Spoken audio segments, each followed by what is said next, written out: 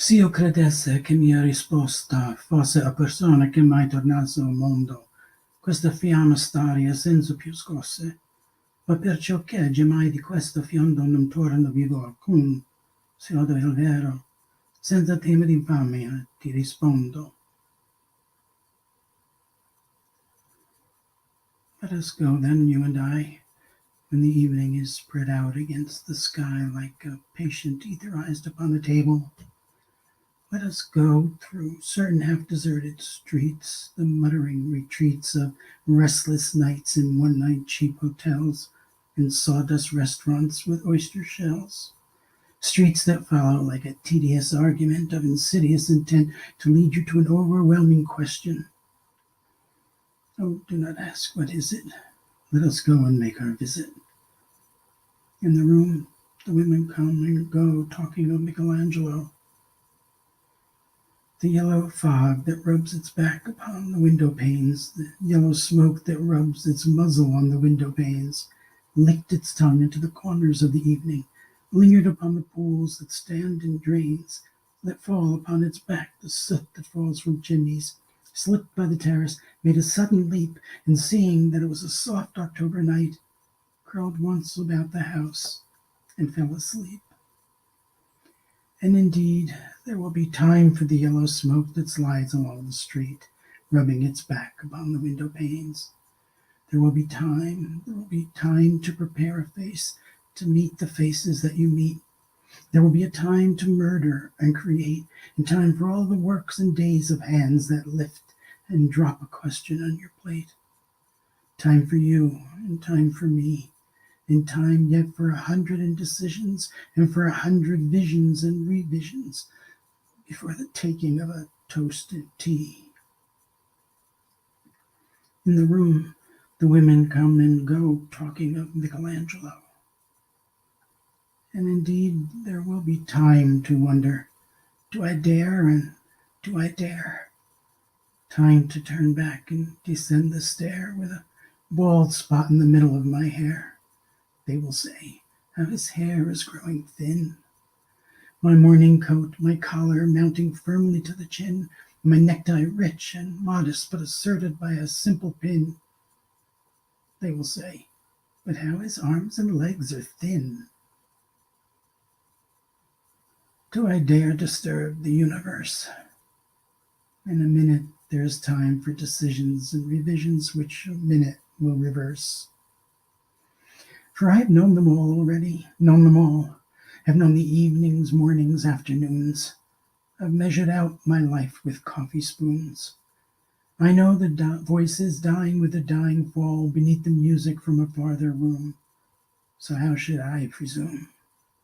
And I have known the eyes already, known them all, the eyes that fix you in a formulated phrase. When I am formulated, sprawling on a pin, when I am pinned and wriggling on the wall, then how should I begin to spit out all the butt ends of my days and ways? And how should I presume? And I have known the arms already, known them all. Arms that are braceleted and white and bare, but in the lamplight downed with light brown hair. Is it perfume from a dress that makes me so digress? Arms that lie along a table or wrap about a shawl. And should I then presume? And how should I begin?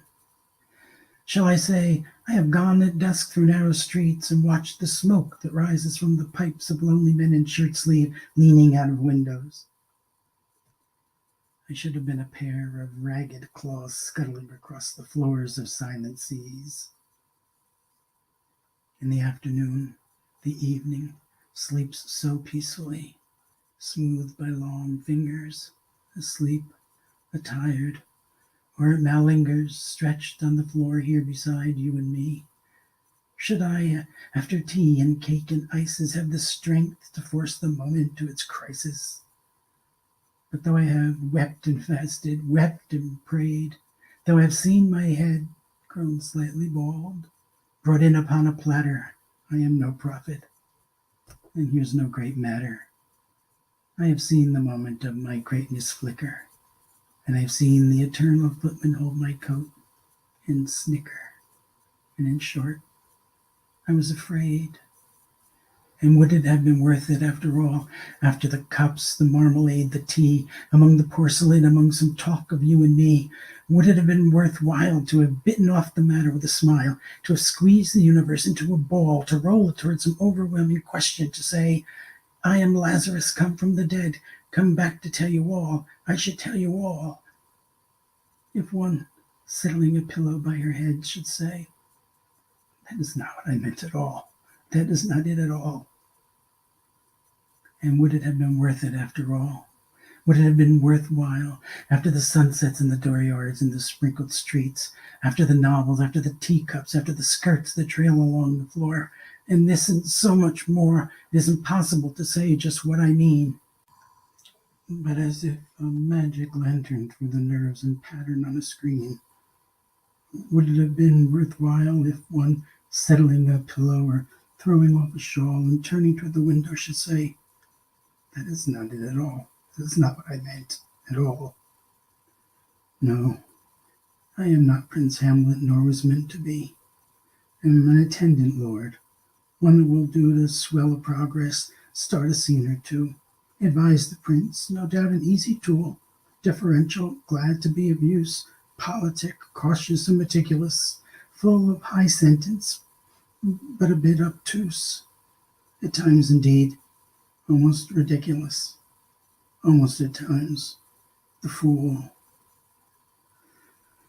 I grow old. I shall wear the bottoms of my trousers rolled. Shall I part my hair behind? Do I dare to eat a peach?